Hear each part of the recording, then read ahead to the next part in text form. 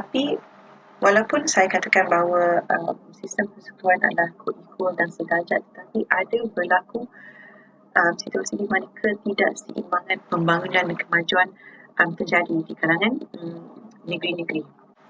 Kita kena faham kelebihan dan kelemahan sistem persekutuan. So antara kelebihan sistem persekutuan negeri yang lebih kecil mempunyai dan mendapat banyak faedah daripada negeri-negeri yang lebih besar atau lebih kaya dan sebagainya.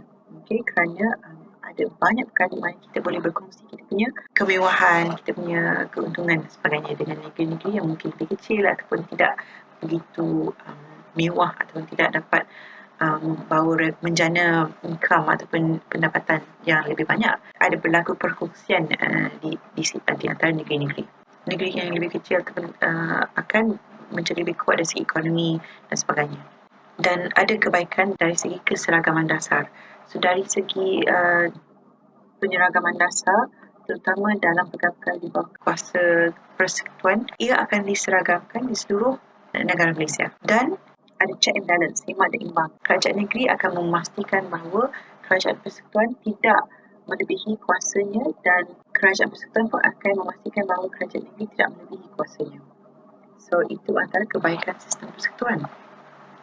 Ada banyak lagi kebaikan sebenarnya. Saya nak kasih contoh ya. Okey, sebelum ini Pakatan Harapan menjadi kerajaan persekutuan. Okey, tetapi setengah negeri seperti Kelantan, kerajaan negerinya berbeza parti politik dengan kerajaan persekutuan, tetap kerajaan negeri adalah terdiri daripada orang dari parti PAS. So kita ada situasi di mana mungkin kerajaan persekutuan terdiri daripada parti perikatan ataupun parti A, tetapi kerajaan negeri terdiri daripada parti yang berbeza, iaitu parti Z. Okay? Dan kedua-dua kerajaan ini, kerajaan persekutuan dan kerajaan negeri, perlu memastikan bahawa dua-dua pun melaksanakan tugas masing-masing dan akan semak dan imbang, dan akan memastikan bahawa there is no penyelewengan kuasa yang berlaku.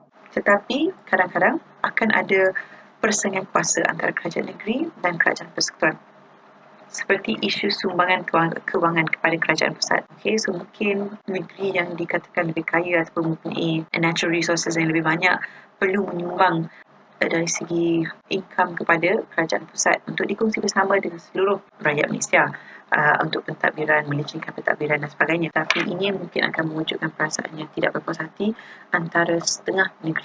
Dan mungkin ada negeri yang ingin melindungi kepentingan negerinya sendiri. Kita boleh lihat ya, ada setengah negeri yang lebih asabiah ataupun sedikit mementingkan kepentingan negerinya sendiri berbanding dengan kepentingan Malaysia secara amnya. So sebenarnya sistem pemerintahan persekutuan adalah satu sistem pemerintahan yang mahal kerana ia perlu banyak penyelarasan dan sebagainya. Jadi institusi pentadbiran yang sama atau cawangan-cawangan perlu diwujudkan di setiap negeri. Itu juga menyumbang kepada sebab kenapa sistem pemerintahan persekutuan kadang-kadang lebih mahal.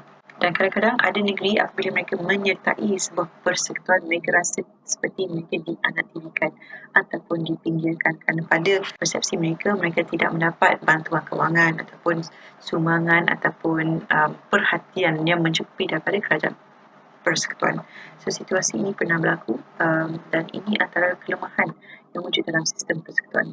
Be that as it may, kita kena ingat pada kebaikan sistem persekutuan kerana banyak kebaikannya, seperti dapat menyatu padukan negeri-negeri di mana sebelum ini situasi di tanah Melayu negeri-negeri tidak bersatu padu. Okay? Dan ini juga akan mengatasi secara amnya masalah perebutan kuasa.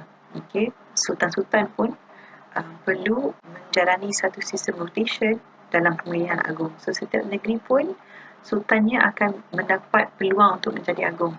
Okay, so ini akan mengurangkan masalah perebutan kuasa bukan sahaja di kalangan kerabat diraja, tapi juga di kalangan ahli politik. Kerana tugas-tugas, hak dan batasan terhadap hak pun semua termaktub dalam perlembagaan persekutuan. Ini juga dapat mengatasi masalah pentadbiran kerana jelas ya apa bidang kuasa Dewan Perundangan Persekutuan, iaitu Parlimen, Dewan Rakyat, Dewan Negara, dan kuasa di bawah Dewan Undangan Negeri. So kurang pertelingkahan di situ. Okay?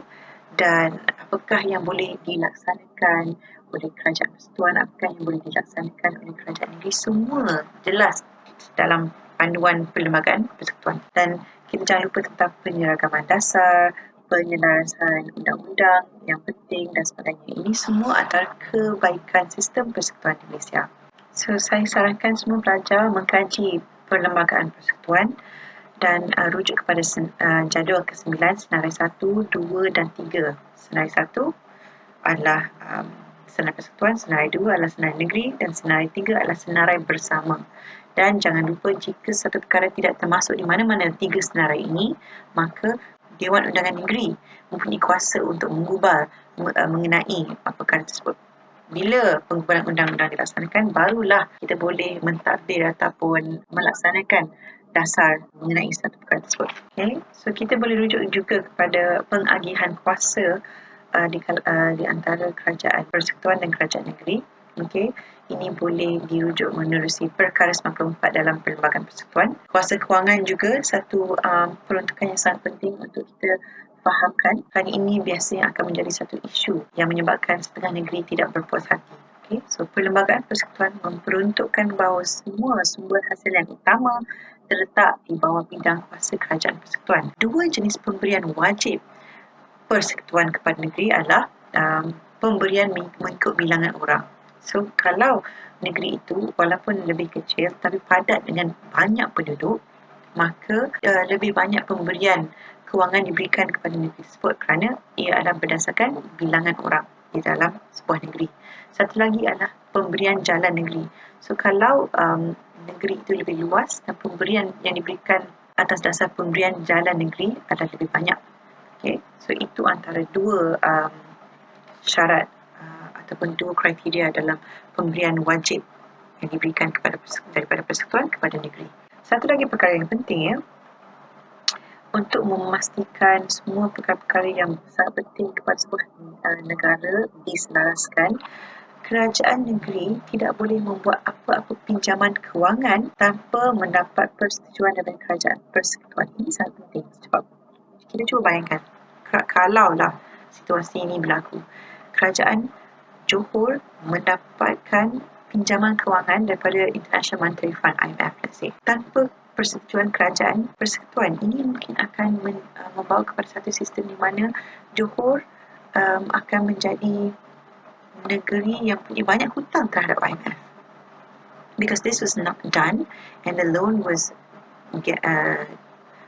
received without the permission and from the federal government. Okay. So, itulah sebabnya tiada pinjaman kewangan yang boleh dilakukan oleh kerajaan negeri tanpa pengetahuan dan persetujuan kerajaan pusat. Dan ada situasi di mana walaupun kerajaan pusat dan kerajaan negeri dianggap sebagai co-equal ataupun sederajat, tetapi ada peruntukan perlembagaan yang memberikan sedikit kelebihan kepada kerajaan persekutuan. Boleh rujuk Perlembagaan Persekutuan seperti mengubah undang-undang sempadan negeri, dan ada undang-undang negeri yang akan terbatal jika didapati bercanggah dengan undang-undang persekutuan. Right? So, kalau kita nak buat undang-undang negeri pun yang terdapat dalam enactment, kalau undang-undang ini bercanggah dengan undang-undang persekutuan, undang-undang itu mungkin juga akan dibatalkan. Peruntukan yang tertentu akan dibatalkan. Okay? Ini merujuk kepada perkara 75 dalam Perlembagaan Persekutuan. Okay. Satu lagi situasi yang mungkin menunjukkan bahawa kerajaan persekutuan ini nampak seperti lebih berkuasa sedikit ataupun mempunyai kedudukan yang lebih baik daripada kerajaan negeri adalah dalam situasi ataupun case the Government of State of Kelantan against the Government of Federation of Malaya pada masa itu and Tunku Abdul Rahman Putra Al-Haj 1963. Tapi ini sebelum ataupun pada masa genting di mana Persekutuan Malaysia ditubuhkan. Mahkamah memutuskan bahawa persetujuan negeri tidak diperlukan dalam penubuhan Persekutuan Malaysia. So, kalau Sultan Kelantan tidak memberikan persetujuannya untuk menggabungkan Singapura, Sabah, Sarawak untuk menjadikan Malaysia, sebenarnya persetujuan Sultan tidak menjadi syarat yang wajib untuk penubuhan Persekutuan Malaysia. Satu lagi kes, Government of Malaysia against Government of States of Kelantan juga. Kerajaan negeri membuat persetujuan kewangan dengan Timbermine Industrial Corporation, iaitu sebuah syarikat. Okay.